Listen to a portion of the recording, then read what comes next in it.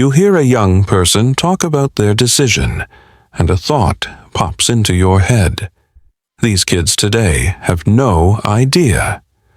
You might not say it aloud, or perhaps you let a seemingly harmless comment slip out. But young people pick up more than you think. They don't just hear your words, they sense your attitude. And when they feel dismissed, they slowly pull away. They may still care for you deeply, but they no longer feel safe sharing openly. Because every time they do, there's that fear of being judged. You don't need to understand everything, but instead of judging, try asking. Instead of saying, "Things were different back in my day," ask, "What's the hardest thing about living in today's world?" Just one question. One moment of genuine listening can open up an entire world of connection. Young people don't need you to agree with them. They just need to feel that you're truly trying to understand. And when you do that, you're no longer the grumpy old person. You become the one they turn to share, to be inspired, to hear the wisdom that listens before it speaks. If you feel like you're still here, still wanting to connect instead of distance, drop a comment with the number 5. And if you found this message helpful, don't forget to hit subscribe and turn on the bell so you won't miss what's coming next. 1. Speaking impulsively without consideration. George had always prided himself on being a straight talker. A retired mechanic in his late 60s, he'd spent most of his life fixing things with his hands and calling things as he saw them. In his mind, after surviving wars, raising a family, and working long hours in the cold and grease, he'd earned the right to say whatever was on his mind. So, at his grandson Oliver's 3rd birthday party, surrounded by balloons, cake, and laughter, George leaned back in his chair and said with a chuckle, "Can't believe the boy's not speaking properly yet." Back in our day, we were talking full sentences by 2. Too much iPad, not enough discipline, if you ask me. The room went quiet for a beat, subtle but noticeable. George didn't think much of it at the time. His daughter-in-law smiled politely. His son shifted uncomfortably, and someone quickly changed the topic. The party went on, but the warmth had cooled ever so slightly. It wasn't until a few weeks later that George noticed something had shifted. The Sunday family dinners stopped. His son's calls became less frequent. And when George asked if he could drop by, the answer was often vague. "We've just got a lot on Dad." Finally, he phoned his son one evening. "Everything all right?" George asked, trying to sound casual. "Haven't seen much of you lot lately." There was a pause on the other end. Then his son replied carefully, "We're okay, Dad. Just trying to give Sarah some space." That comment at Oliver's birthday really upset her. George blinked. "What, that I was just being honest? Didn't mean anything by it." "I know, Dad. But sometimes honesty without kindness just feels like judgment," his son said gently. She felt embarrassed, like you were criticizing her parenting in front of everyone. George sat in silence, his hand resting on the receiver. He replayed the moment in his mind, his words, the look on Sarah's face. He hadn't intended to hurt anyone. He thought he was just saying what everyone was thinking. But now, with distance, he saw it differently. It wasn't just the words, it was the tone, the lack of pause, the assumption that because he was older, he knew better. He looked out the window at the darkening sky. It had taken him a long time to realize that being right wasn't the same as being helpful. That what he saw as telling it like it is could sometimes feel more like a wound than wisdom. George didn't call to apologize right away. He sat with it for a few days. Then one afternoon, he showed up at his son's house with a small box of cupcakes and a note he had written himself. I've spent a lifetime fixing machines, but I've still got a lot to learn about people. I'm sorry if I hurt you or Sarah with my words. I forget sometimes that listening is just as important as speaking. I'd like to do better, if you'll let me. That Sunday, they invited him back for dinner. The conversation was lighter, warmer. He listened more. And when little Oliver climbed onto his lap, George didn't comment on how he talked. He just smiled and said, "You're growing up fast, little man." He'd learned something that day. That respect isn't demanded by age. It's earned through presence, humility, and the grace to admit when you've gone too far. And sometimes the most powerful thing an old man can say is, "I'm sorry." If you find the video interesting and useful, please subscribe and turn on the notification bell below the video so you don't miss any future content. Your support means a lot to me. And if you enjoy this video, you can help spread these valuable lessons by liking and sharing it. If you like the topic of this video, please comment 1. If you don't, please comment 0 to let me know how I can improve and create better videos for you. Jokes that push people away. It was the annual family barbecue in the garden of the Johnsons' home in suburban Surrey. The sun was warm, laughter filled the air, and plates piled high with fish and chips. Thomas Tom Wilson, 75, was the life of the party, leaning on his walking stick and grinning broadly. He loved these gatherings.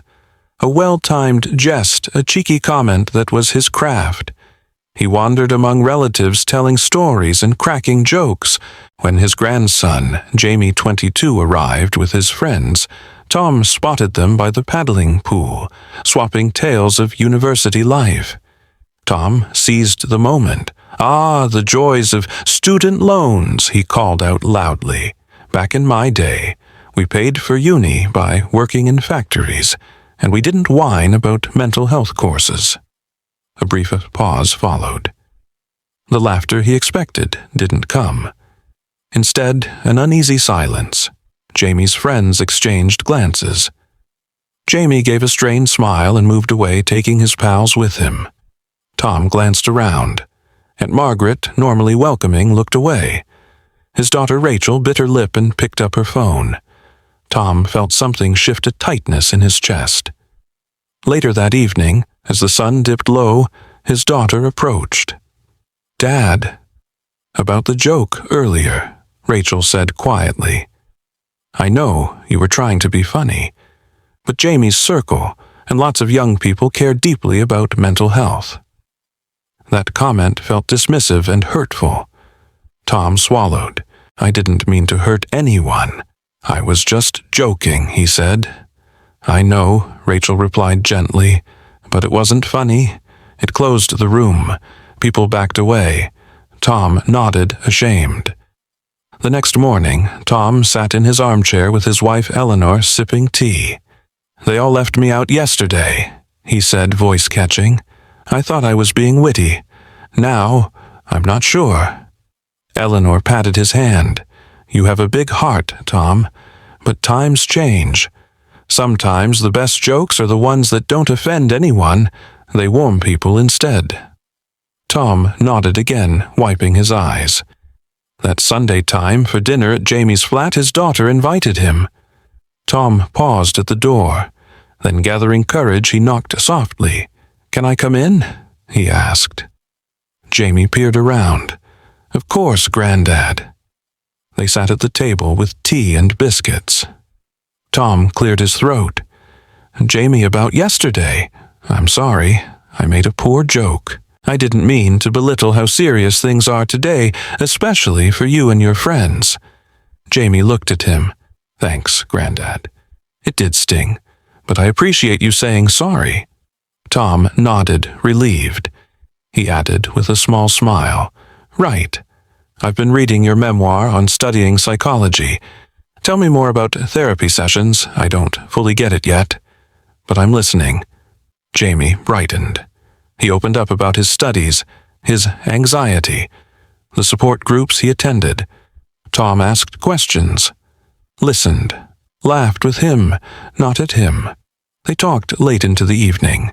After Tom left, Jamie texted his mom, "Granddad's good?" He listens now. A week later, they gathered again, but this time Tom adjusted. No off-color jokes. Instead, he made jokes at his own expense. Who needs fish and chips when you can have a sticky protein shake? He teased himself, and they all laughed, including Jamie's friends.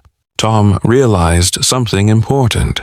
A kind, self-aware humor bridges generations, while a careless joke builds walls. From that afternoon on, Tom's presence meant connection, a man who could laugh with you, not at you, a humor that brought warmth, not distance. A thoughtful joke welcomes everyone, and a careless one pushes them out. When humor lifts rather than divides, the door to connection stays open at any age. 3. Being careless with personal hygiene. Mr. Graham was 78 years old. His small house on the outskirts of Cambridge was always quiet, sometimes so quiet it felt suffocating. His wife had passed over a decade ago, and his only daughter, Lucy, lived in London. She visited now and then, usually just for a few hours, before rushing back to her job and the 2 kids. At first, Mr. Graham kept things tidy. His shirts were always neatly pressed. He brushed his hair every morning, cleaned his teeth carefully, and wore a little cologne, the one his late wife used to love. But gradually, those habits faded. One day without a shower turned into 3. The same old brown jumper stayed on all week. He barely noticed. There's no one around to care, he told himself. Lucy still called once a week, but their conversations became shorter, more surface level. "Got to run, Dad," was what he heard most often. Then one day, Lucy brought the children for a visit. Little Alfie ran into the living room, then froze and wrinkled his nose. "Why does it smell funny in here, Mum?" A child's innocent remark, but it cut straight through Mr. Graham like a blade. Lucy fell silent. She looked around the messy room, an old cup of moldy tea on the table, dust on the carpet, and her father. Hair unkempt, jumper, creased nails yellowed and long. She didn't say anything. She just took Alfie outside to the garden. Lunch was awkward. The children no longer cuddled up to their grandfather. Lucy ate, quickly cleaned up, and asked to leave early. "Have a rest, Dad," she said gently, her hand on his shoulder, but her eyes didn't quite meet his.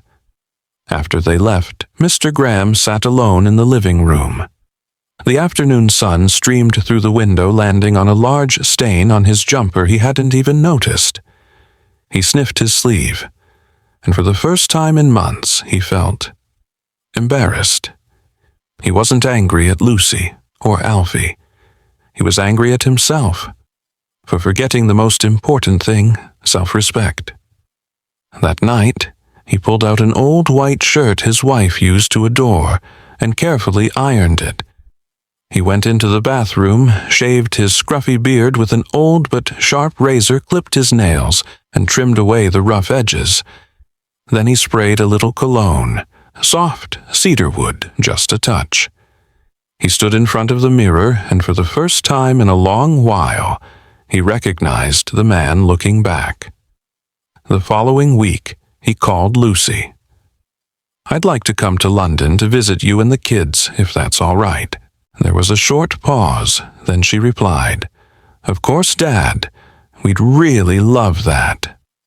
When he stepped off the train at King's Cross, Alfie and his little sister ran straight into his arms. "You smell nice," Grandpa Alfie giggled. Lucy gave him a long, warm hug. "I see it now. You're still the strong man I always looked up to."